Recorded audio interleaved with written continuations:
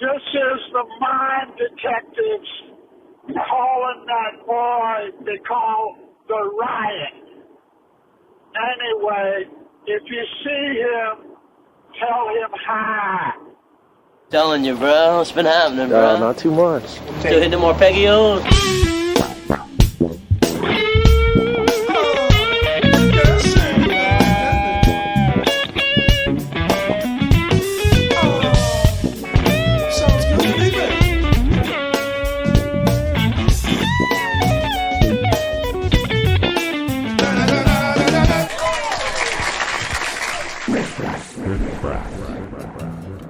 Hey everybody, welcome back to Riff Raff. Thanks so much for tuning in.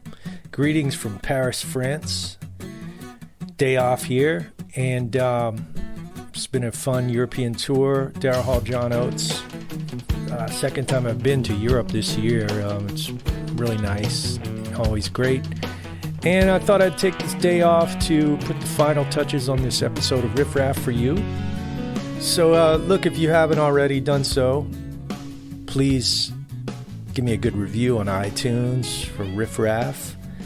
A lot of people have done that. It's really great. Leave a nice comment. You can follow me on Instagram and Facebook, Shane Theriot Music, Shane Theriot Guitar on Instagram. Love hearing from all you guys. I'm not going to run my mouth a lot on the intro this time, so let's just get to today's guest.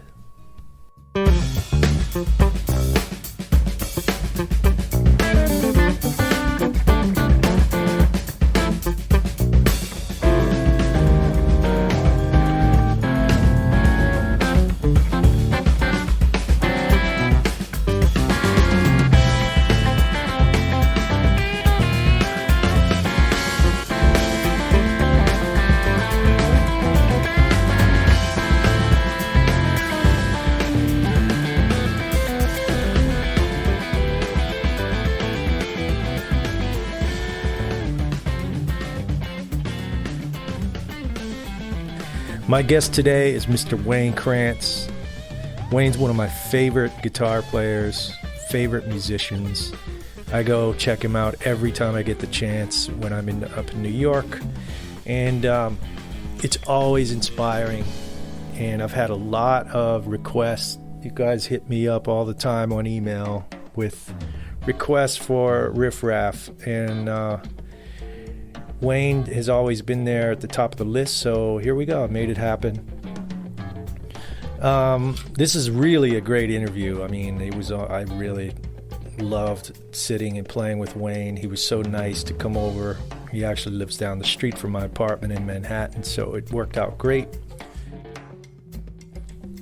I mean, you know, Wayne is one of the more original guitar players out there on the scene now. He's been at it shortly after moving to New York in 1987. He talks about how he made a decision which impacted his music and style to this day, and that was to completely abandon any preconceived licks, cliches, and he totally reinvented himself. I mean, really an inspiring thing and a challenging thing because he was scraping for a while before he came into his own, and people know him for his original voice now. It's a real path of an artist. He's got a highly original approach to the instrument. I love the way he takes chances. He trusts his ideas and goes with them. I mean, he's a true improviser. So in this interview, we talk about Steely Dan, the importance of time, centering the note, challenges and rewards of leading an original project in New York. Wayne also has many solo records out. He's working on a new one now that he talks about. I mean, there's the classic 2-drink minimum. There's Howie 61, Good Piranha, Bad Piranha, which I used on this intro. I mean, I love all his stuff, and it's all different. He has a new revision to his book, The Improviser's OS, version 2, which you guys all need to check out. Go to WayneKrantz.com. He's got all his info there. And here we go. Wayne, like I said, he was nice enough to come over, walk down the street, walks in, and we start playing. I was playing like some little groove, and Wayne just jumped in, and man, it sounds like a tune all of a sudden when Wayne starts playing. So hope you enjoy it. Thanks for listening.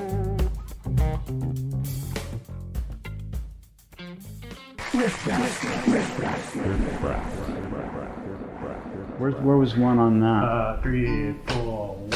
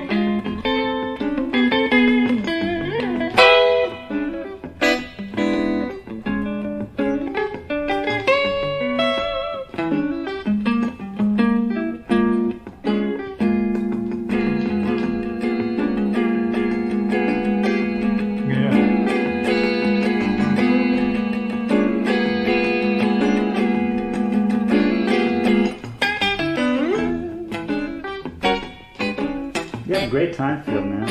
Thanks.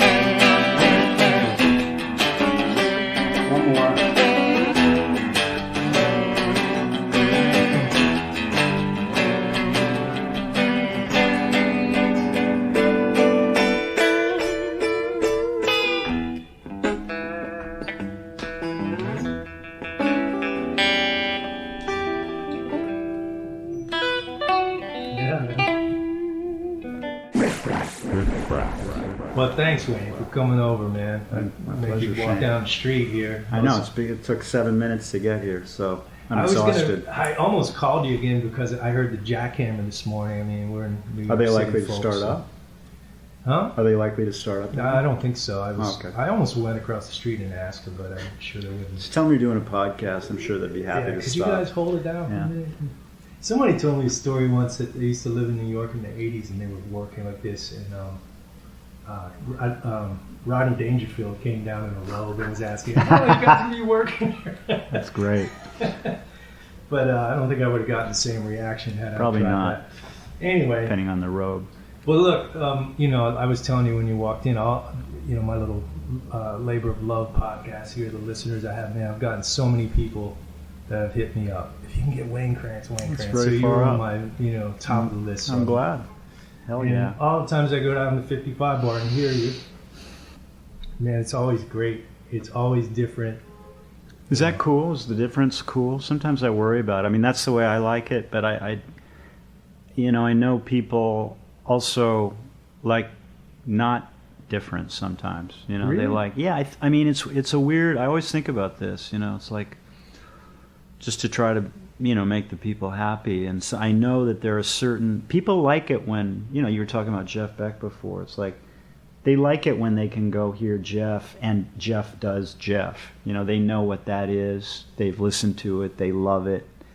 And what we do is, in a way, I mean, it's always us, it always sounds like me, I guess. I mean, I would think. Absolutely. I can't help it, but it might not always be exactly the same angle of it, and sometimes I wonder about that. Like, do people, whether they're disappointed? Because sometimes, and I kind of heard it in your voice too when you said it's different all the time. It's kind of, there's a little bit like you can kind of go either way with it. Like, it's cool in one way. I mean it as a compliment. I mean, the way I hear it, the way I hear it, and the way I would take that, most people that I hear talk about you after, because everybody's like, wow, I went to hear Wayne last night and this and that. I hear it as, it's always you. Like you said, Jeff sounds like Jeff. I think Wayne always sounds like Wayne.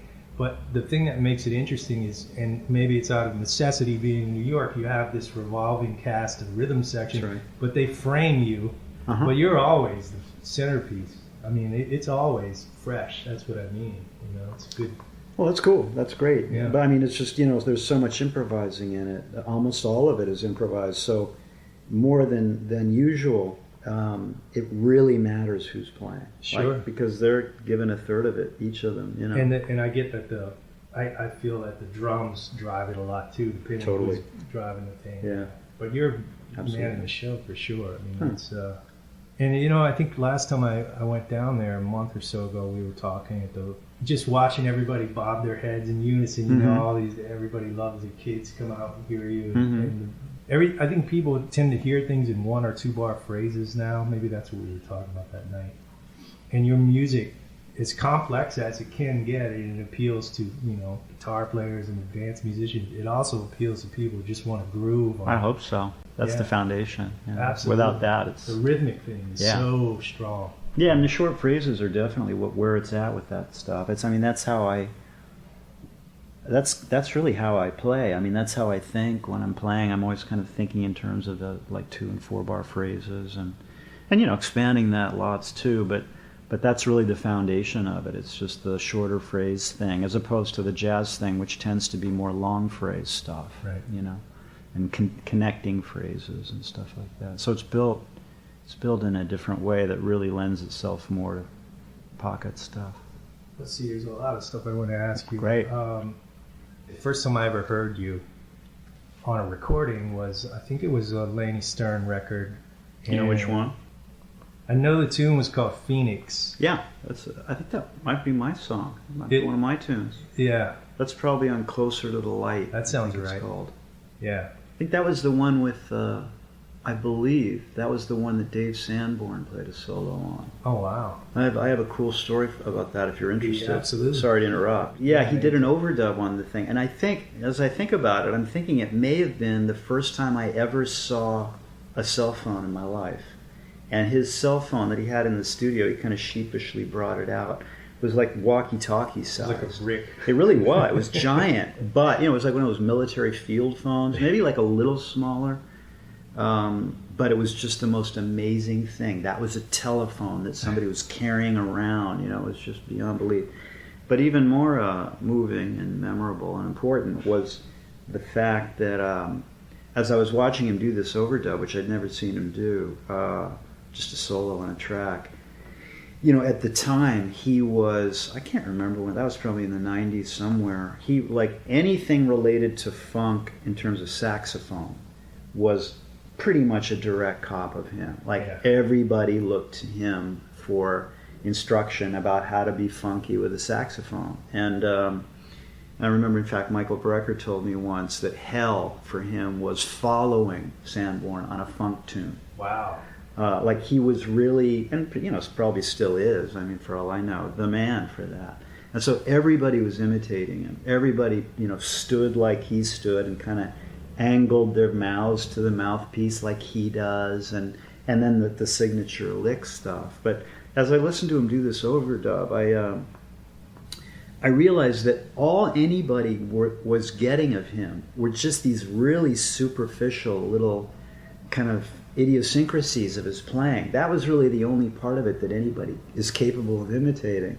Because the real thing that he does, the organic thing, is much rawer and much less kind of polished and casual, and it's quite earthy and organic and really personal and kind of dark, actually. And it became apparent that that was really the foundation of what he was. But none of that stuff is very easily copped. And so that got me thinking about what people imitate in other people. And I suspect, I've thought a little bit about it since then, I suspect it's usually those superficial things, because the real deep thing that anybody has is, probably more or less uncoppable. Just like you can't really cop the personality of a person, you Right. can kind of get the little jokes they tell, but that's about it. I had a similar vibe once watching Donald Fagen and Walter Becker recording in the studio, just the two of them. It was on a recording session, and they were just the two of them in the studio, and they were just kind of jamming. The two of them were just playing, and completely casually, not even a tune, I don't think. And I was listening to it, and I was just struck that it sounded exactly like Steely Dan. Them just jamming. Just the core. Sounds like the record that, and at that time, everybody was trying to imitate. I want to play like the guys on the Dan records, So everybody's working their asses off to try to cop this thing that these guys do falling out of bed. They can't help but sound like that. That they're not trying to sound that way. They are that way. Right. Right. It's such a deep thing, and it's really, I think we all have that. We all have our thing. It's interesting. That bit of it, because so much of learning how to play is kind of an imitative process. It's like people like somebody, so they want to sound like that person, and what that means and where that leads them, and to what degree it's possible. I remember when I was a kid, the first time I heard George Benson play on record, I immediately tried to figure it out, because when you're a kid, that's what you do. You figure out every single thing you hear that you like. And I was shocked that when I finally, and this is on an LP, right? So you're kind of scratching the record to smithereens as you're trying to learn this fast stuff. And I remember realizing, once I got the notes, it felt like there was nothing there. It's it doesn't sound like anything when I play these notes. But when he plays the notes, it blows my mind. Mm. And that was my little lesson about it ain't the notes, kid. There's more than the note. Yeah. Yeah. Definitely. I think Alan Holdsworth, I had read somewhere where he said, why would a grown man want to imitate another man's Actually, I said that myself in an interview. Maybe it's once. you. Might have been me. You said the grown man part. Well, that's the ego part of it.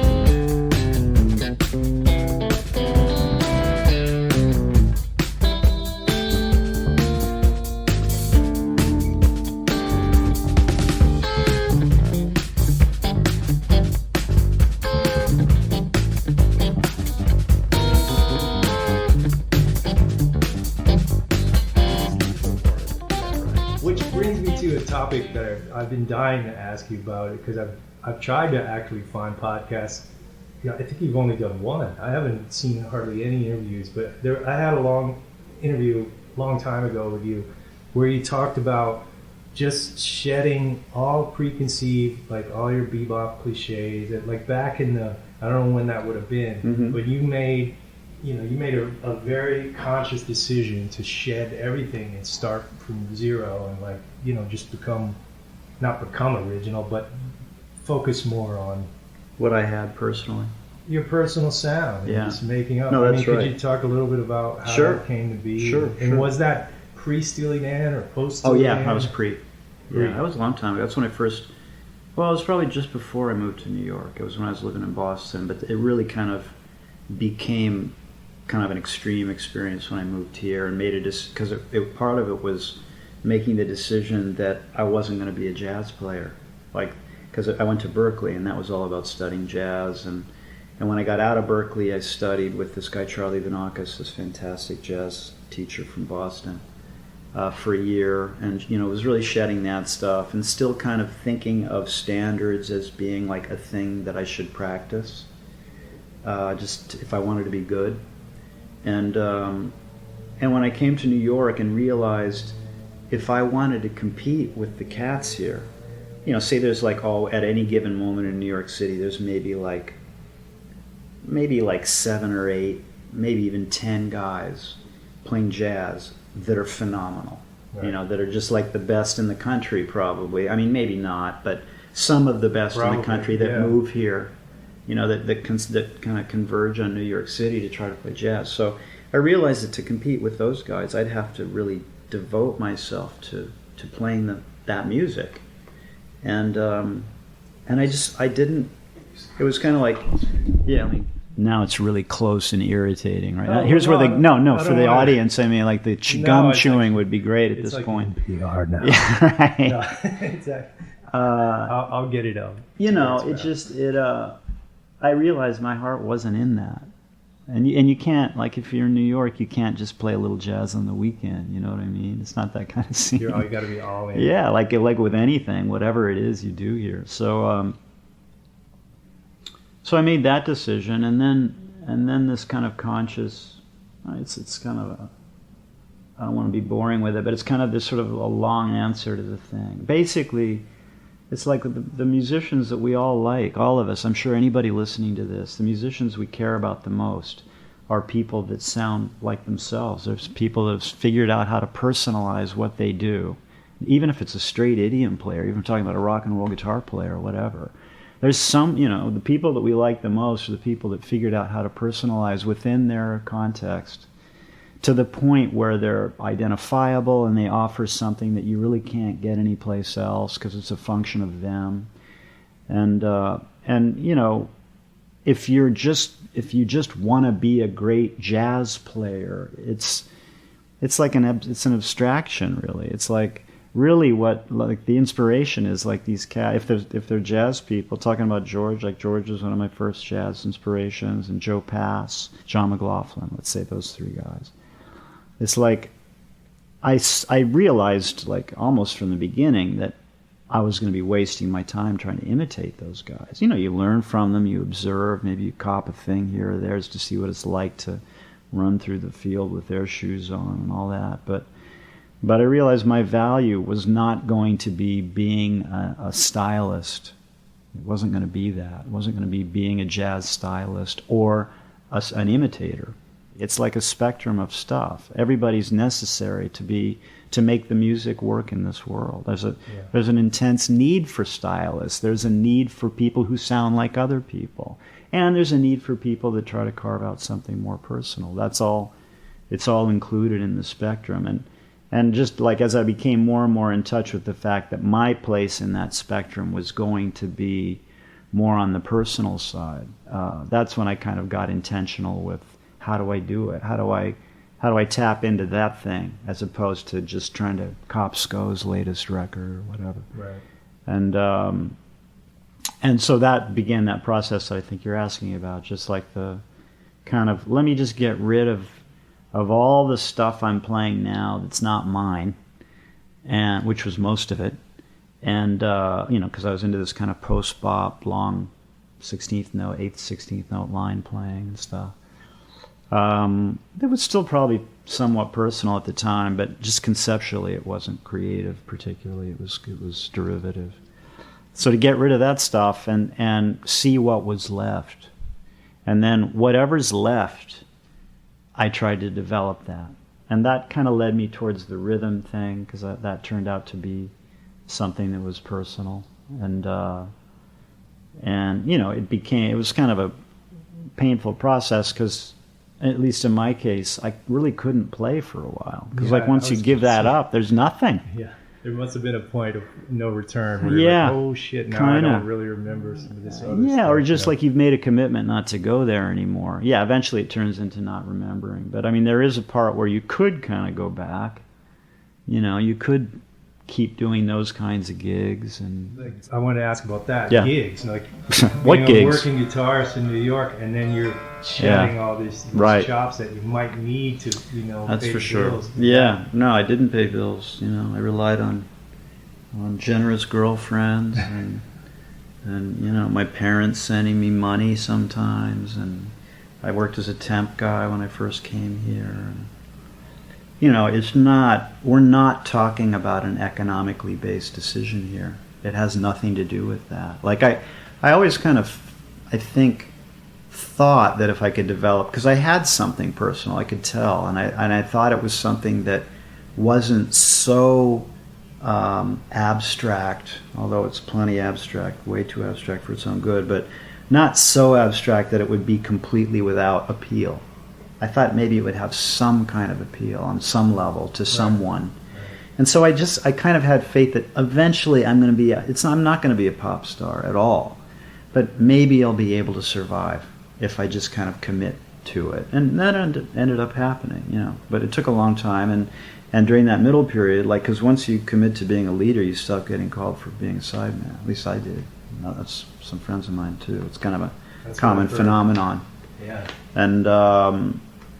But here you are, the leader of what, and nobody knows what the hell you're doing or what that music is or what to call it or what its place in the world is, if any.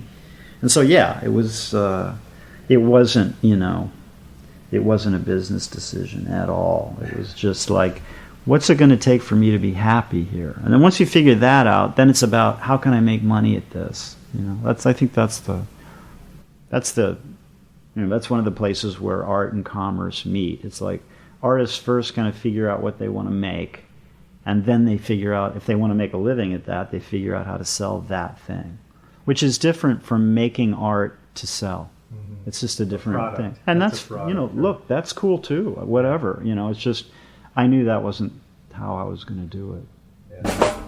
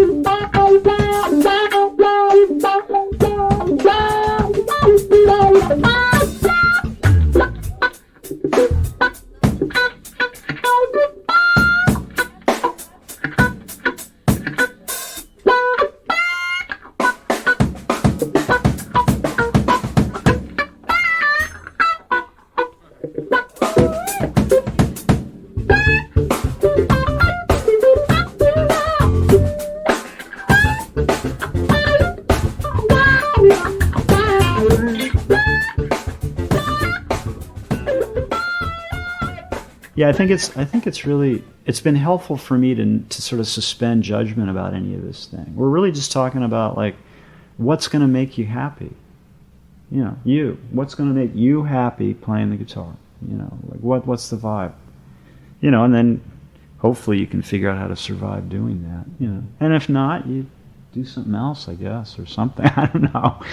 But really, it's not like this is better than that or any of that, because there's nothing better than just going down and hearing a great blues player play in some bar somewhere. You know what I mean? That's as good as anything. It doesn't matter whether every single lick came from the various kings before, Sure. as long as it sounds good. It's done with That's passion. it. Yeah. It's always amazing how I'm skipping around, but how you pull things off in New York, man. I know. And Because especially it's impossible, right? Your music, I'm always amazed. I go to 55 Bar, it's always great, and I go, I wonder if they rehearse this or how they do this. We were I can tell wondering it's if a we little loose rehearsed it, sometimes, too. but it's Sure. And, you know, and the caliber of musicians you have that play with you, I'm sure you know this by now, but like your gig is looked at as sort of a rite of passage in New York almost. I mean, people come to New York to want to play, you know. I've heard that about a lot of drummers and things, and you know, it's a good drummer gig. I'm proud of that part. You know, Jeremy Stacy's a friend of mine, and we've worked together on Sure. other projects. And I was here the first night he played with you. Oh yeah. And he was sweating like crazy. He just flew in, and I said, "Oh man, I came to check you out with Wayne." He goes, "Oh, I don't even know what we're doing. There's no rehearsal, and Wayne didn't really tell me anything, and I'm really nervous." And I'm like, "Wow, you're nervous?" But you know, he did great. You know, he did. But I was like, "How can they do this? Wow, it's amazing to me how it all works." Yeah, I know. And nothing about New York really makes sense. I mean, it's just. I remember when I first came here, it was just I couldn't imagine how it was going to work. You know, like all the money that's required, the logistics and the hard stuff, and it's like, how is this even possible? You know, but somehow here I am 30 years later, still, you know, we got a roof up over our head here, you know.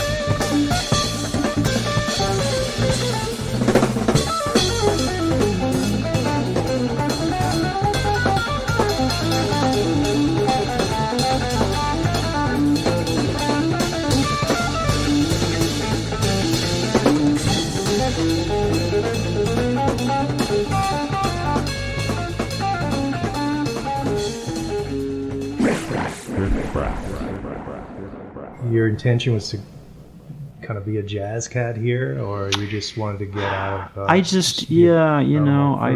wanted to play with famous guys and tour the world. Really, that's what I wanted. Famous people, I should say, and tour the world. You couldn't do it from Boston. You certainly couldn't do it from Corvallis, Oregon. Mm-hmm. You know, you got to go where the music is. Mm-hmm. That's what I tell anybody, you know, from Montana or whatever, that are just, should I come there? You know, it's like, go where the music is. Whatever your music is, you got to go where it's being made, you know. And this is where anything creative was happening. This was the center. I moved here in 87. And, you know, LA there's a ton of music there, but not much creative stuff. Mm-hmm. So, you know, I mean, if I hadn't gone to Berkeley, if I hadn't gone to college, if I just gotten out of high school and gone down to LA and joined a rock band, which sometimes I kind of wish I'd done, my life would have been different musically, I'm sure. I mean, I don't know what would have happened.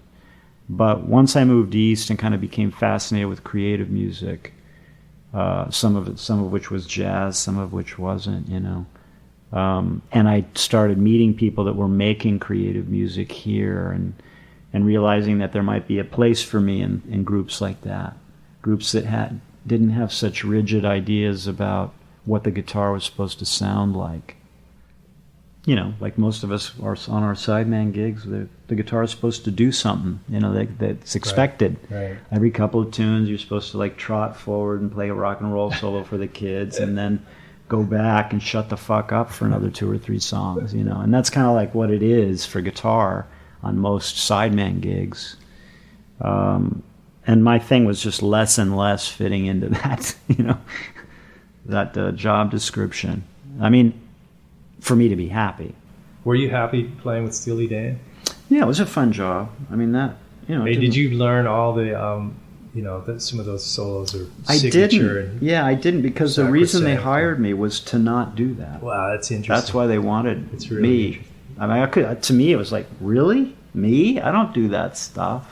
You know. Oh, I thought it was great when you were with him. I remember But that. it had its moments. But yeah, the whole idea was that they didn't want that. I mean, they kind of after me, they kind of went back to kind of splitting the difference on that one. But yeah, they didn't even want me to play the same rhythm parts. You know, they really wanted me to kind of do a ground up thing. And so that's what I tried to do, you know, with all due respect to everything. And if there was something that just had to be played, I probably played it. But yeah, it was interesting. But it was a lot of fun. I mean, I learned a lot. The main thing I learned on that one was I'm sure I've said this endlessly, but this idea of placement, rhythmic placement. Like, that was the first time I'd ever played in a band that had such profoundly centered rhythmic placement. It's completely different from a jazz placement. It's really classic R&B, center of the beat stuff. And I didn't, it was odd. Like, I think when I was in the band, I never really centered on that too well. And it wasn't until some years later that I managed to actually locate the center of the beat as a location and then play from there. And it took a long time to figure that out. You mean the rhythm playing, or just in general, like delivery of parts? Where the notes are put. Mm-hmm, like not the ideas so much. On Like top of the beat or laid back. Exactly. And they're kind of in the center, right? Dead center. See, I hear New York drummers like that, like me being from New Orleans, it's everything I play and stuff I grew up listening to is always a little bit on the back end. Mm-hmm. And playing up here and working with drummers, like, guys, they don't rush. It's like you said, it's right on the beat. It's the precision. Some guys, yeah, that's true. Although, you know, Steely Dan's drummer for the last however many years, Keith Carlock, has like famously behind snare, you know. Yeah. And that's what they like. In fact, when they made demos, when Donald Fagen made demos, he would always lag the snare drum back a precise number of clicks in Pro Tools to give it that thing. So yeah, that has to be there for that kind of R&B thing maybe to happen in the way it needs to have the bounce or whatever. Mm-hmm. But in general, their stuff was not rushed and not draggy. You know, it was centered. And my interest after kind of being exposed to that and seeing like these kind of R&B based rhythm sections playing that seemingly effortlessly while I'm like struggling not to rush.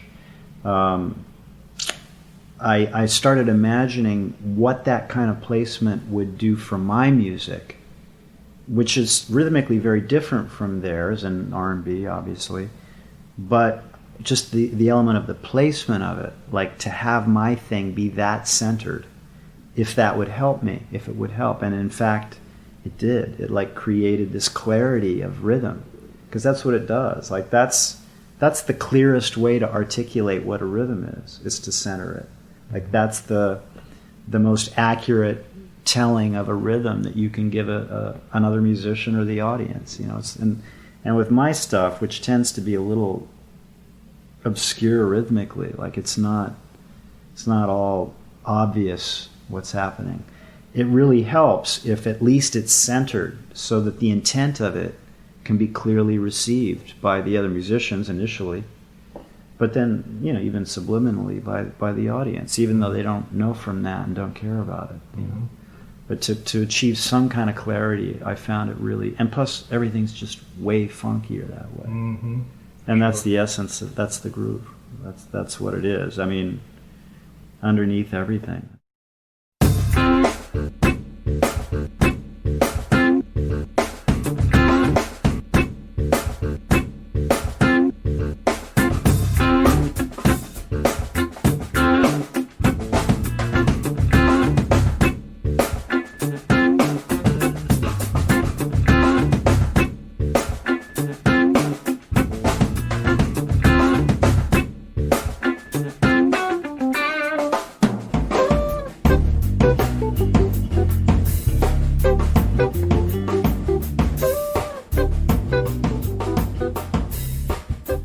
When you went through that period of reinventing yourself, that the Steely, first of all, that happened later. Steely Dan stuff. That happened later. But Billy Cobham, was that before Laney? You were playing with Laney? It was sort of during, actually. During. Laney was the first thing I did in New York, other than Carla Bley Band, which is what I got when I first came down here. I auditioned for that and got that. And then through that band, which was a sextet at the time, I subbed for Hiram Bullock on that band. Did you just come to New York cold? Like you Totally. Wow. Yeah. It took a year. Took a year of nothing before something started falling into place. But it was after I met Laney. And I'd known Mike in Boston, but I met Laney through that gig. They came to see it, and she was doing something. I got involved with her, and that was really my first kind of New York, local 55 bar. We started playing there. Or she was already playing there, and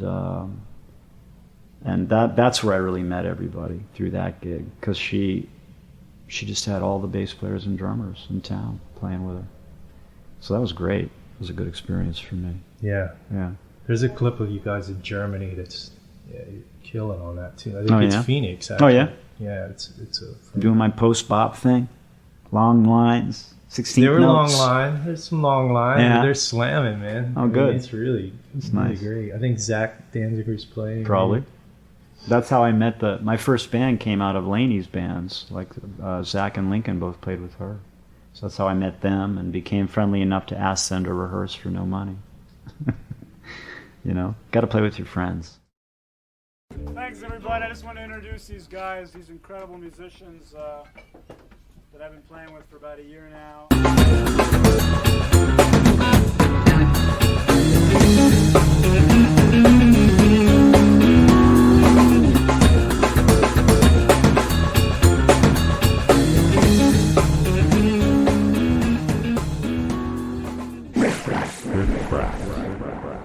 One of the things I love that you do that is like a signature thing of yours is the tempo changes. It's almost a metric modulation thing, but I think you just give cues. Is that it? Like an up, down kind of. Yeah. And man, it's so effective when it kicks in the audience. You can just hear everybody.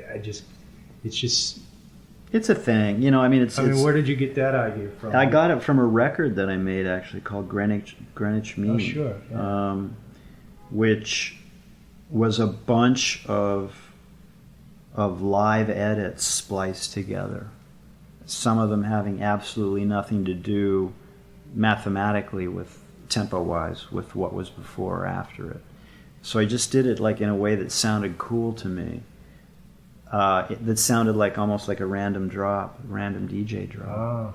And then I wanted to imitate that live. So that's what we did, and to do that, meanwhile, if you look at the history of it, James Brown was doing stuff like that. Prince did it. Like, they had their way of doing it. It's an R&B thing to do, I guess, and probably other musics too. But in our case, like the whole goal is to have it not sound like metric modulation, to have it not sound mathy, but to have it sound kind of random and surprising. And what was that? It's always surprising. It doesn't sound, cerebral at all. Well, that's the goal. Yeah, That's it doesn't the goal. sound like that. Not that there's anything wrong with that, but it's just I didn't want to create that effect. Sure. It's already too cerebral. The music's already too heady for its own good. So I'm always looking for ways to kind of like drag it down into the dirt, and that was so that it's earthy enough so that people can dig it. And that's one of the things that. And also, it's just like this relentless mission to try to figure out how to not make the music boring, which it can be just instantly, so fast. It can get so boring to listen to people jamming on a groove. That can really, it's fun for us, but to get people to come and to have the consistency happen of it being like, yeah, it's different all the time, and this changed, and that was a wake-up call, and all that stuff. It's like looking for things and ways in the music to provide that for the audience, so they don't just go to sleep. Yeah, well, you do that really well, man. I sometimes. I love the where you tell the bass player to lay out, and then you'll just be playing with the drummer, and it's the same exact idea. It's like, how can we change? Like, whatever is happening, no matter how badass it is, has to change, or it's going to become boring. Yeah. But it doesn't matter what it is. Sure. So and since it's not like, some people write in those kinds of changes into the tune, It's composed. It's part of the show. Like in this tune, we're going to go this way with the thing, and in this tune, we're going to go that way, and on this one, it's going to acoustic guitar feature, and on this one, it's going to be this kind of lighting. Like that's what the show thing does. Is it creates a contour, so it's not just one thing. Mm-hmm. Because no matter how good it is, it's going to get dull. So with us, there is no show. The music is the show, and it's also, by the way, not written. So it's like we have to be able to improvise stuff that creates difference within the music. And that thing you just mentioned, like cueing people in and out, that's another thing, like the tempo changes, that does that. It's not as if I have, believe me, like if I cue, sometimes I'll just say, I got it. Mm-hmm. You know, like both of them will go out. Yeah, it's not as if I have anything planned at that point. I have nothing planned. It's just like, this is getting boring. Let's get these guys out of here. I'll do something. And then I'll cue them back in, and maybe where we land that time will be more interesting than it was. It's that kind of thing now. But yeah. Yeah, I mean, because as a listener, and I think I have fairly good ears, I can discern from things that are worked out, and I mean, it's enjoyable. I mean, I'm glad. I try to disconnect myself from guitars. You know, That's cool. I can hear the whole thing, and the way you're turning things on and off, you know, telling the drummer lay out this or that. I mean, it's just enjoyable. That's why I was, and not just me. I mean, everybody digs it. That's cool. I love the stuff you start with the delay sometimes, and just you by yourself, Mm-hmm. and it comes in. You know, I always feel like that's cheating in a way. Why is that? You know, because it's a delay pedal. It's like, hey man, you want to play solo? Play solo. But baby. you do that without the delay. No, I too, do. right? I do sometimes, but it's that's. Well, tell that to the Edge, and you wouldn't have had U2 probably. Well, yeah, that's true. That's kind of part of it. It's No, like I do. You know, the right delay arm. thing is super fun. You know, I just you know, sometimes I do feel like you can rely too much on stuff like that. Well, it's not like it's a super fancy delay. I've never seen anybody Quite the squeeze so much opposite. out of that. What is it, a DD3 boss? Yeah, it's DD3. I can't believe how many. And there's no tap tempo, No, so there's you're not. just doing it all manually. Yeah, And you know so how I was talking about this with my wife the other day. Sometimes, because she's a musician too, and she also is a little bit into the pedals, and it's like we were saying, like sometimes it doesn't, especially if it's not tap, if you're just winging it and hoping it works out, like half the time it just won't behave, it just won't work, you know, and like I sort of persist for a little while, but at some point I just write it off. I say, look, it's just not happening today. You know, it's got its own, it's off, it's on vacation today. And the ring modulator is super hip. That's Mm-hmm. kind of your thing too now. I mean, if anybody else does it, I guess McLaughlin did it, but not in the He way did. that you Well, did. was it? Did he mean, do it, or used did once, maybe. Jan Hammer used it? Or I know maybe he Jan did. Hammer used it. Maybe he used it, but Yeah. it's not in the way you're doing it. I mean, it's super hip. It's just, That's cool. and now it's like your thing. Like to me, if somebody else did it, it sounds like rain. Well, despite that, the Mooger Fooger companies have not been chasing me down for any endorsement opportunities. Well, maybe, I don't know. Maybe somebody that knows them will hear this. But That's cool. I'm good.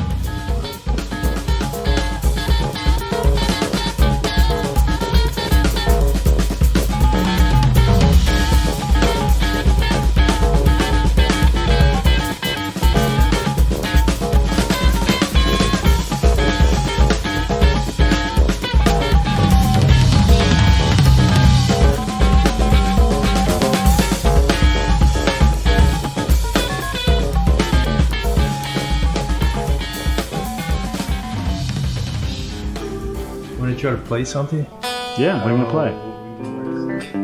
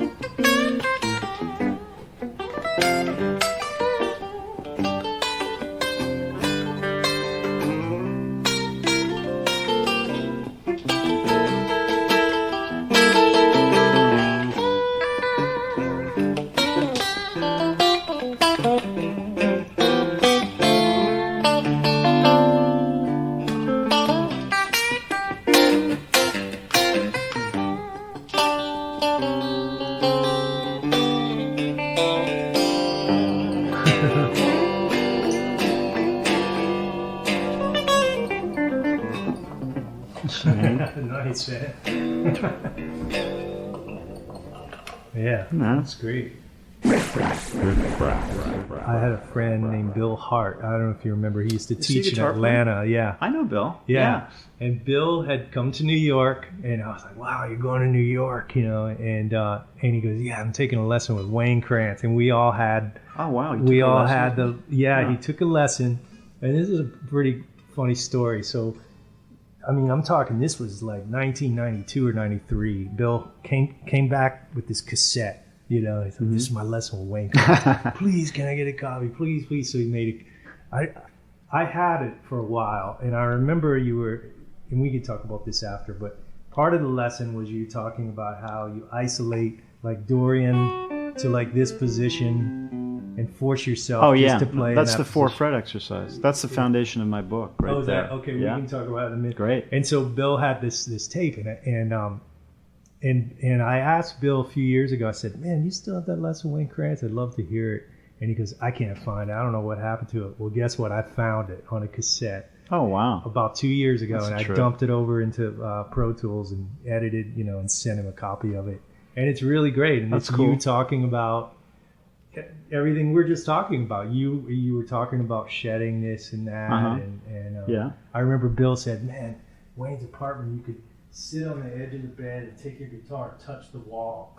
That was Thompson Street. Yeah, I lived there for 10 years. Well, this It's is like a half. little bit No, it was probably the size of this room, the entire apartment. Probably Wow. it wasn't configured in the same way, but yeah, it was super. I mean, I was traveling a lot then, so it kind of worked, and I wasn't married or anything, so it sort of worked. And I remember on the cassette, you can hear you say, "We can't play too loud here, so let me turn it down a little bit." Oh wow! I'm surprised there was even an amp involved. There was an amp. That's surprising. Yeah. But anyway, so maybe that's a good segue into that 4-fretter, because I remember practicing that off of that cassette. Yeah, I was just looking for ways to get into this. Because I think because I went to Berkeley, and also because when I was going to Berkeley, my heroes at the time were jazz guys. I kind of shed the rock thing that got me there from the West Coast, where I was from, and sort of became fascinated with the jazz guys, and because I was drawn by the complexity of it, like that fascinated me, and. I mean, not that I come from anything like that or that I like standards. I don't. I happen not to. I happen not to enjoy those songs. But I was just fascinated by, like, how is this even possible? How do people do it? So, like, through that, I got this idea in my head that I should know my scales and chords. Like, I should know the theory stuff on the guitar, which by itself is, like, totally unnecessary. I mean, it's just a decision somebody makes. Most of my favorite players probably have no idea what that stuff is, Seriously doubt whether Hendrix knew what a Dorian scale was. I mean, he knew the sound of it, but he didn't know it was called that, and he hardly ever played it. But I just kind of got it in my head that it was important, if I wanted to be good, to do my homework with that stuff. So that's a decision, like to take that on. Like, not everybody has to make that, and there's all kinds of different viewpoints about whether you should make it and all that stuff. But because of my experience and who I was listening to and where I was at the time, I thought it was important. But I also was kind of getting in touch with this idea that I wanted to be an improviser, and not, I don't mean just a soloist. Like, I don't mean taking a solo that's based on licks and patterns and shapes and stuff, but like most solos are, most blues, most rock, a lot of jazz. But actually being able to be spontaneously creative, but without forsaking, like, the scales and chord thing, like somehow figuring out how to put those together, because the scale and chord thing is taught as pattern, it's taught as shapes, it's taught as position, it's taught as learn the scale here, playing it order, play it in order, learn the scale there, play it in order, learn the modes of that, play them in order, learn the inversions of the chords. It's very pattern based, and I was just of a mind that these patterns are just getting in my way. I mean, first of all, I can't use it musically on the gig. I can't use any of the stuff that I've been practicing for years on the gig. You know what I mean? Like, I can sit and practice Phrygian for 5 hours in position up and down the guitar, but if I go and try to make music of that, I would fall flat on my face. Yeah. And so I was just trying to figure out, like, how can I figure out how to practice that stuff, feel like I was doing my homework, being my, a responsible little guitar player, but also in some way that was actually going to be able to be useful if I wanted to actually avail myself of that stuff as music. And so that led me to this thing you're talking about, which is more like an exercise to make me better, make anybody better at, rather than knowing the pattern for a Phrygian scale, for example, having that muscle memory, finger memory pattern down so you can whip it out fast. Right. To be able to access that thing more spontaneously on the guitar, which requires not knowing it as a pattern, but knowing how the scale is made, knowing the notes that are in it, knowing how they relate to the root, and being able to basically find those. Like, what's 1 flat, 2 flat, 3 4 5 flat 6 flat 7 for that scale? So if it's an E flat, like, I don't know what I'm doing here, but for example, like, say my hand is here, and I want to make an E flat Phrygian sound. Like, unless I know it as a pattern, which might be something like that, right? Knowing it as like that kind of, right? Knowing it as a shape. Right. If my hand's here, I don't know the shape for it. But say I want to play the sound of it. Like, to do that, I sort of have to be able to find the notes of it Like,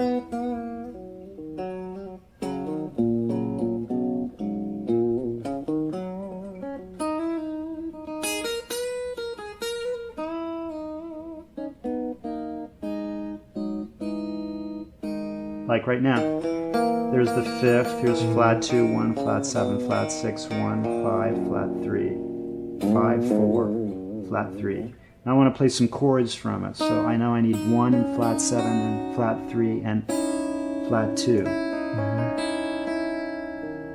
Right? It's like there's a little 3-note Phrygian chord that I just found. A little cluster kind of. Yeah, that is I call that harmonic playing. Like I'm still improvising. I don't know this shape. I don't know this as a chord. I'm just looking for notes that are in the thing, right, so that I can create the sound of that scale in that key musically, right? Right. So to do that, to get access to the guitar like that, and not just for that scale, but the 2048 other scales that are available. Like that's the other thing that was bugging me at the time. Why should I just satisfy myself? If I'm going to do this, why just do the 15 or 16 scales that Berkeley told me I needed to know? And actually, coincidentally and respectfully, do cover most of the chords that we ever run into. Right. But still, there's other stuff out there, you know. So I was just trying to kind of like make some kind of sense about how can I practice this stuff so that I can play Phrygian if I want. I mean, not that I ever want to, honestly, but say I did. I can creatively. I can in a way, like with the baddest groove, you know.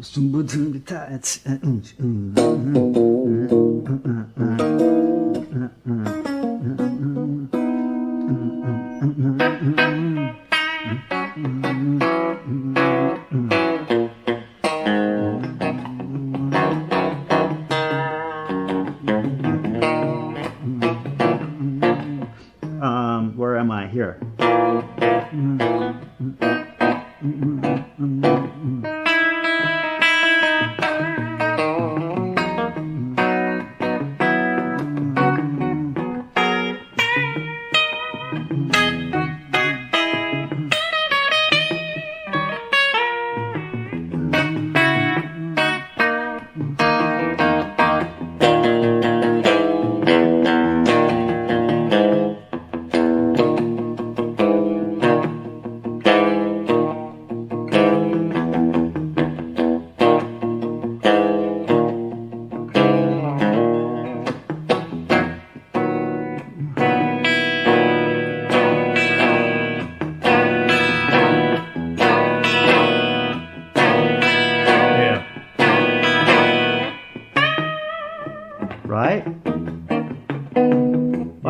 Accessing I'm just playing notes from the scale, but I'm playing music with those notes, which I wouldn't be able to do if the only way that I could play chords, for example, that were part of that, were shapes that I knew, and inversions of those shapes.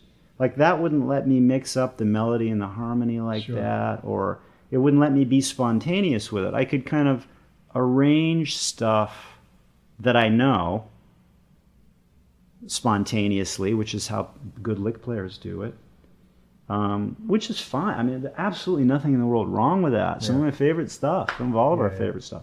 But if you do want to improvise, at least like in the way I'm defining it here, which is basically spontaneously generating stuff, which is what you hear me doing down there, and the guys, then it required a different system of learning the theory on the guitar.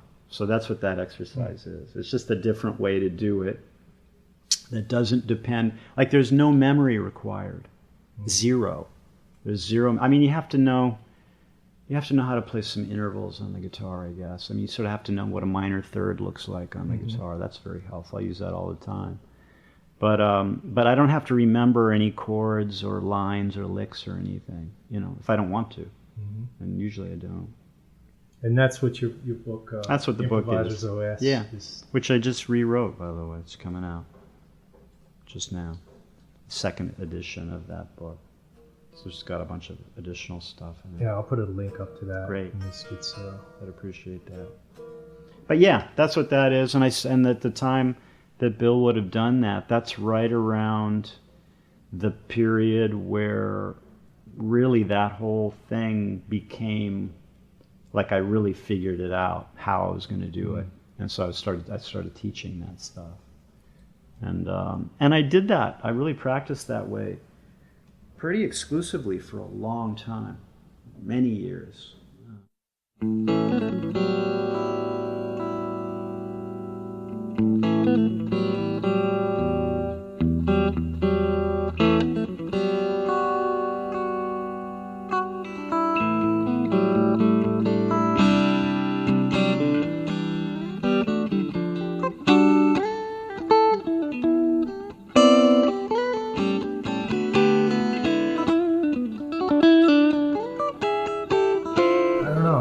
You want to talk about?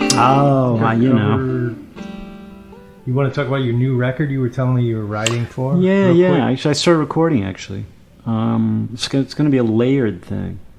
It's not live. None of it's live. I got sidetracked with this revision on this book, this rewrite I just did. I just finished it a couple days ago. How much more different is it than the previous It's way version? different. Really? It has all the stuff that the first book has that matters.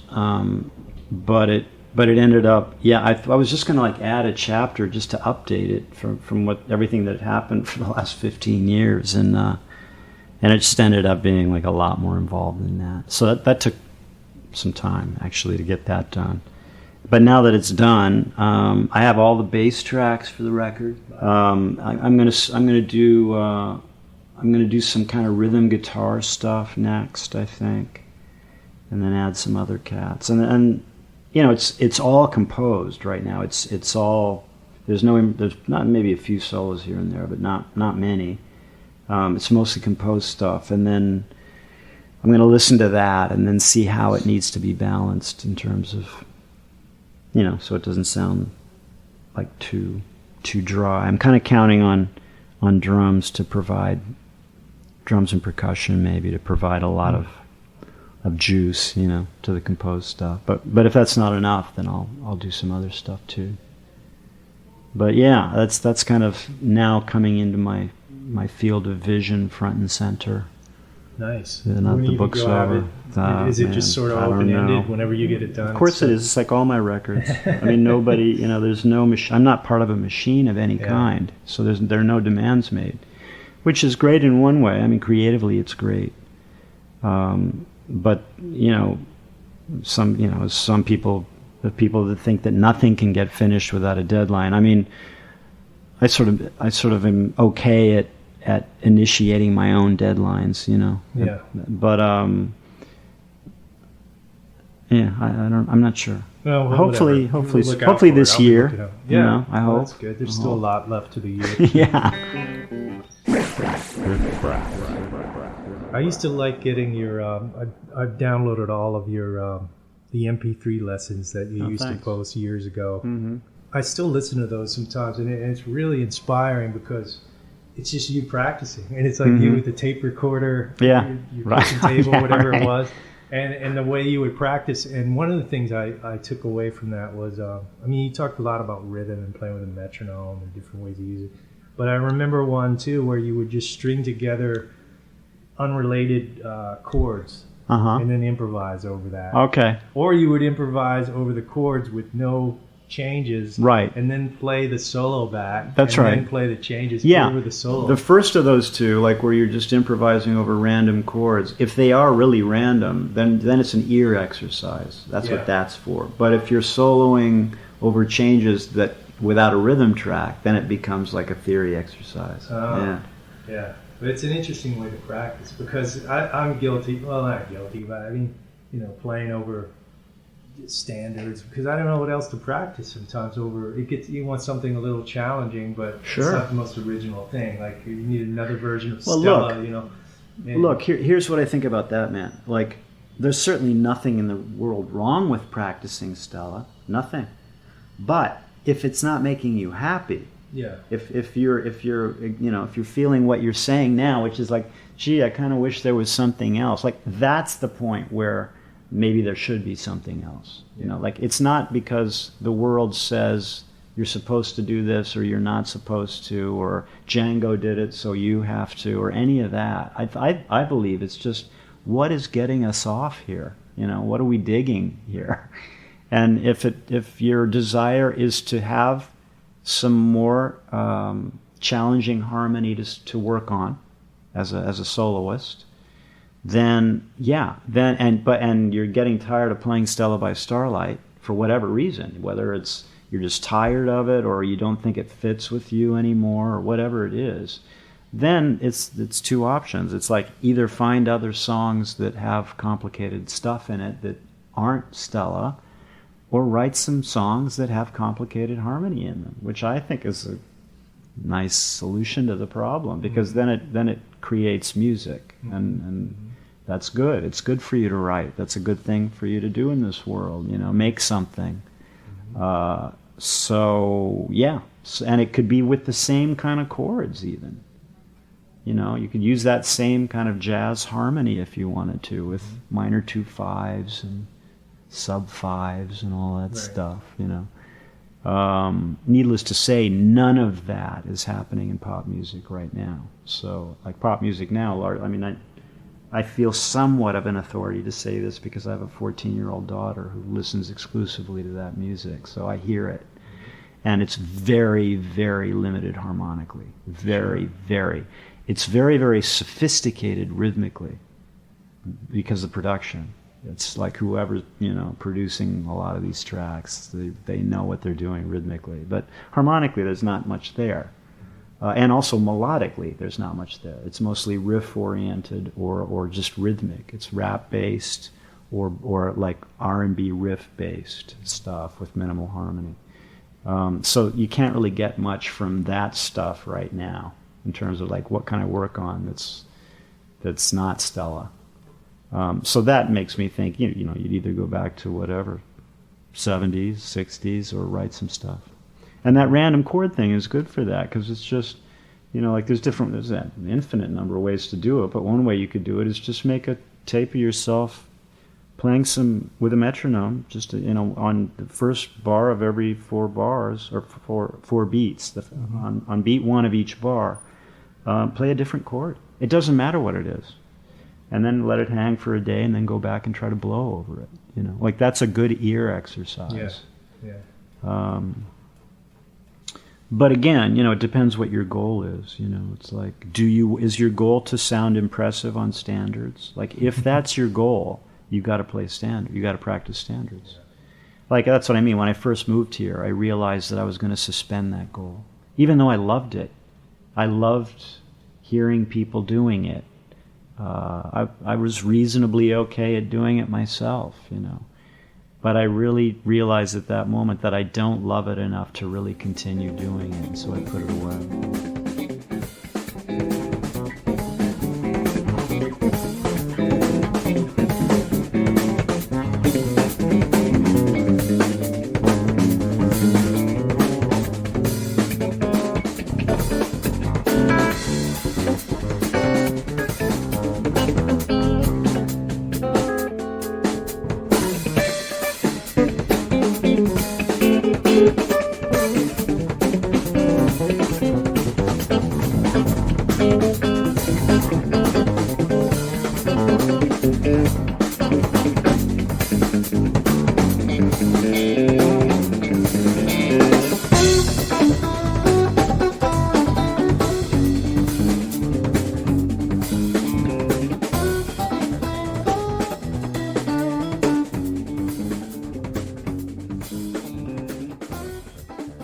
I think YouTube's an amazing thing. I want to get your idea on it, your thoughts. But now you have guys who, like, they don't really do gigs. They just post things to YouTube. Mm-hmm. And you don't dig it? Maybe no, I'm not saying I don't dig it. I'm just wondering where it's headed. Is that the new audience? Is that the new gig now? Like YouTube? Like, you know, there are guys that maybe they're reaching more people than they would if they could get a gig at, you know, Bitter End or something like that. I don't know. But some of these guys have never done gigs before, ever. Mm-hmm. And I'm not this isn't a knock on anybody. I'm just wondering, like, where are we headed? Yeah. Because I notice, like, a lot of cats kind of sound the same too now. It's. You think because of that? I think so. Yeah. I think so, because there's no mystery anymore. Back when I first time I heard you or any other guitar player that I looked up to and listened to, there was a mystery, like I had to figure out. Uh-huh. You didn't know what kind of guitar you played or Sure. what you were using, or it was part of the appeal, and that search helped you develop. Now it's just like, man, it's instantaneous. I mean, that's true. Yeah, no, it's definitely different. I mean, I have a lot of faith in performance. Like, I really think there's a reason why it still happens. I think it's built into, we're hardwired with that one. I think human beings need to perform and they need to witness performance, and I think that's part of what we are, period. And I don't think anything can change that in the same way it doesn't change our desire to have, families and everything, friends and all the other stuff that's essential. So I kind of have faith in it to the point where I don't feel like it's in danger from a technology. That said,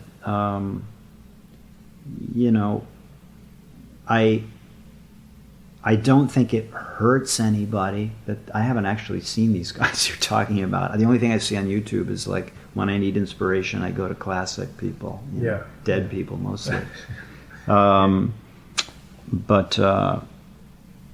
the main thing I relate to with what you're saying is, like, the mystery thing. It's like the whole, even doing this podcast, here I am, like laying it all out, and Miles didn't do that. It's like the cats in the old days that used to inspire me. I mean, Hendrix actually gave a lot of interviews, it's true. And he probably would have done podcasts if he'd been asked to. Well, I haven't found a lot of... I'm a podcast fan. I listen to a few different ones. And for years, I looked anything with you on it. I haven't found... Well, no, that's true. There haven't been I did one recently for, like, these English cats. And I heard it. And I was wondering... That's why I was a little hesitant to ask you initially. I was like, well, I don't know if Wayne's into that. No, it's not that I've said no. It's that I haven't been asked. Well, that's amazing. I mean, really. I'm going to do somebody asked me to do, I don't know, I can't remember the name of it, but some one of those things, podcasts. I'm going to do in August. But in a way, and the label that I work with has constantly encouraged me to be more engaged with social media and all this stuff. And he kind of, he said something the other day that kind of made sense, really. He's saying, look, if you had a choice between seeing a picture of Ringo Starr playing the drums or seeing a video of him brushing his teeth, which one would you pick? And I said, actually, probably the video if I had to choose one. He said, yeah, because you've seen a picture of him playing the drums like countless times, but you've never seen a video of him brushing his teeth. And we were laughing about that, and I was sort of thinking about it. It's like, there goes the mystery, It's like, that's how Ringo brushes his teeth? Wow. Well, now I know, Next. I mean, the problem with that is you got to keep making videos we've never seen, right? Feed the monster. Yeah, right. Feed the monster. But, when I had Daryl Hall on, I mean, I work with Daryl all the time, and it took me forever before, he said from day one, he's like, well, I didn't know you had a podcast. I'll be on it. I was like, are you kidding me? you want to be on it? He goes, well, you never asked me. And I go, well, I mean, you said no to Tom Brokaw. Like, you figure, my little shitty podcast. He's like, I want to do it. Well, that was a year it took me to get him to do it. And then he was like, well, maybe tomorrow we can do it when we're done with the... Yeah. So one day I said, that's it, man. The shit's set up, and we were in a studio. That's it. And he just talked. You know, natural. I've done a million interviews. Sure. But he won't listen to anything. Uh-huh. And all these people would email me and his manager, wow, it's a great interview with Daryl. It's candid. And I said, Daryl, did you check it out? He goes, I don't listen to anything. I've never listened to anything. Yeah. I thought that was interesting. That's actually kind of how I am, I have to say. Mm-hmm. Pretty much. Right now, somebody's asked me this the other day, because, people shoot video at 55, and I haven't seen it. And they asked about that, and like, I'm in a place now where I enjoy playing so much, and I'm connected to it in the way that I'd like to be. I mean, at least I'm on the road to being connected to it in the way I'd like to be, the music, more so than ever. And I sort of don't want to interfere with that feeling right now by judging it, because I know as soon as I look at it, that's the next kind of thing. Well, it's just judgment comes into it at that point, and I don't want to interfere right now.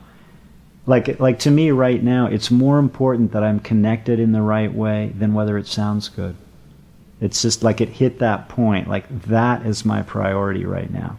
At some point, I'm going to be ready to tweak the way it sounds. Once this connection thing is established, like beyond question, then maybe I'll go back and start tweaking it and saying, oh, that's what that sounds like? Fuck that. I'm not going to do that again. I'm going to do this instead. Or that's what it looks like when I do that? Oh, wow, it's not cool, you know. And I just don't want to interfere with the vibe right now by that. Sure. Well, but you know, I'll listen to your podcast. I'll listen to this. Hell well, yeah. You know what? I put in especially after it's edited. I put in little edits, and I'll put like little excerpts from some of your songs. Whatever. And flow in want. and out, you know. Yeah. As long as I don't get sued, I'll do it. I'm interested when, you know, your first Wayne Krantz solo gigs. Were you terrified, like, or were you always kind of feeling comfortable, like, you know, being in a comfortable spot, like? Because I was telling you at 55 Bar, I'm asking you sort of a selfish question because, you know, a couple of solo gigs I've done, I did a couple of Bitter End and a couple of things. Man, I was terrified. Really? And they went well. Yeah, decent turnout. Yeah, and it was okay, and it sounded good. And but man, and it didn't lessen the more you did. Oh, I only did 2. Oh, okay. And then you can put me on stage backing up pretty much anyway. I'm okay. But my own. What part of it is the scariest thing? Like, what's the most terrifying part of it? What everything element? Internally in my head, like what you're saying, like, oh, that's probably not cool. I don't know. I'm looking at this guy. Oh, so you're judging it. Like it. I'm constantly judging. While you're playing. While I'm playing. So you're disconnected. And I'm worried about the technical things and the Man, that's show up. What you're talking about right now transcends whether it's your gig or somebody else's. Like I believe, my opinion is this, that really what you're talking about is your ability to connect with the music if it's your thing. It's really, you're not talking so much about I'm paranoid about or afraid of doing my own thing. It's when you do it, are you still able to connect to the music in the way that apparently you are playing on other people's gigs? Because you're not talking about worrying about those situations at all. So to me, that's the fundamental issue that we all face all the time. It's about that. It's like, am I going to be able to connect in a way that's going to make this sound, that's going to make, forget about it even sounding good, that's going to make this experience as good as it can be for me and for the audience? Because that only comes when we're most connected. Like every bit of lack of connection that, as you're describing, worrying about the gear, the sound, am I to this, am I to that? Like those kinds of thoughts cannot happen while music is happening in you. Like you have to stand apart from the music for the judgment. That's the thing I was talking about before. It's like the judgment is when you say, does this, I mean, we as musicians, we're always shifting and changing in how we play a note and what note we play to try to make it sound good. So in some way, that does involve judgment. But there's a certain kind of judgment that's really kind of more instinct, a musician's instinct to know what to play right now to make it sound good. I think judgment is maybe some kind of factor in that. Like all those kinds of thoughts can only happen, like you can't be listening and thinking that. It requires that you step away from the music. And when you do that, we're good players, so we can still play and the gig goes on. But you're compromised at that point. And there's no way that it can be as pleasurable as it might be. And those feelings are unpleasant and you're left at the end of the gig thinking like, wow, I was too scared to really enjoy that like I want to, or like I think I might be able to, or whatever. And so to me, the issue becomes, how do we connect even in adverse conditions? Like even when there's more on the line, or even when it's less rehearsed, or there's somebody in the audience listening that we're afraid of, or there's nobody there, or there's too many people there, or it doesn't pay enough, or pays too much, or whatever it is, you know.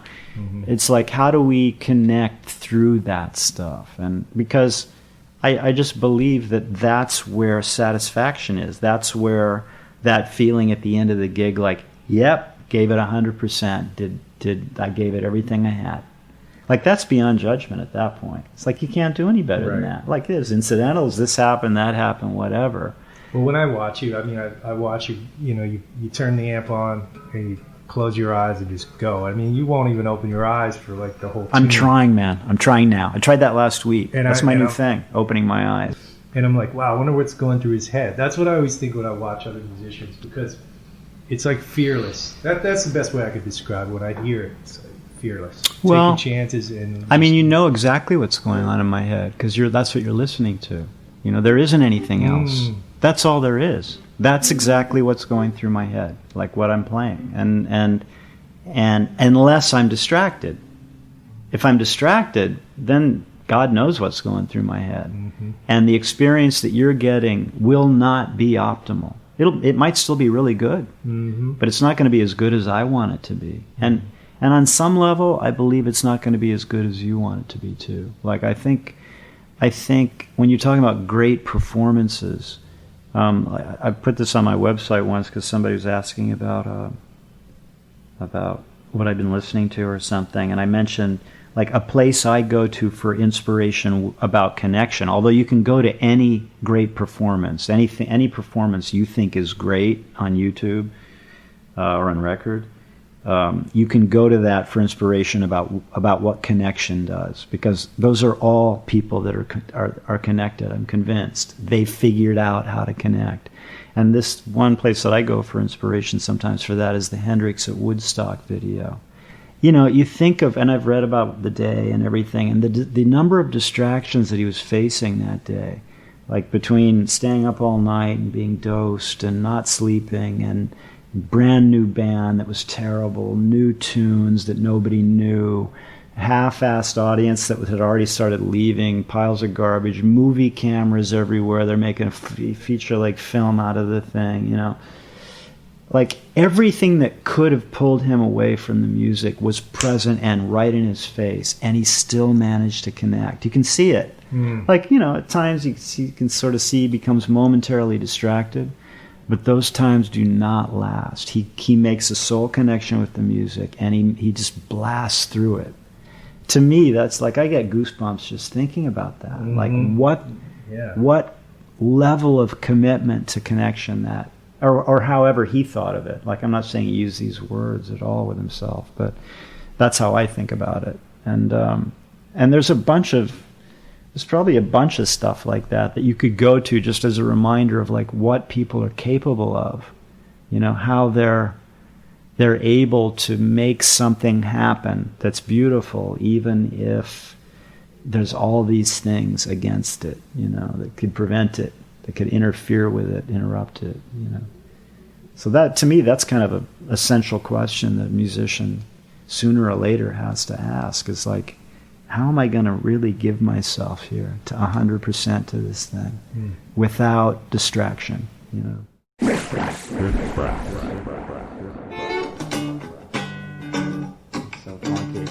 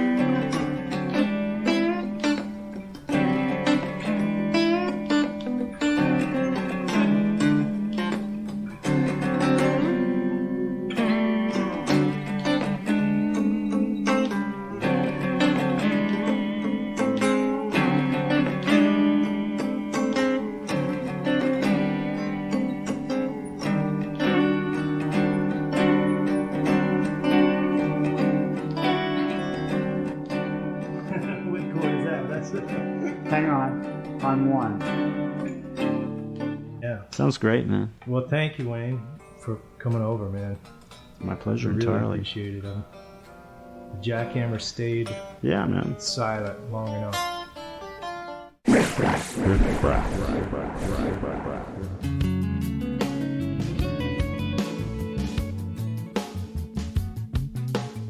All right, if you guys made it this far, like I said, you're a true fan.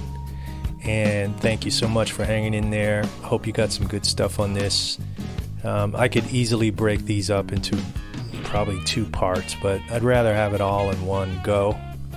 And you can listen to it as you like in sections. So again, visit me, Instagram, Shane Theriot Guitar, or Facebook, Shane Theriot Music. Hit me up with a like, nice comment on iTunes for Riff Raff. Thanks for listening. See you next time.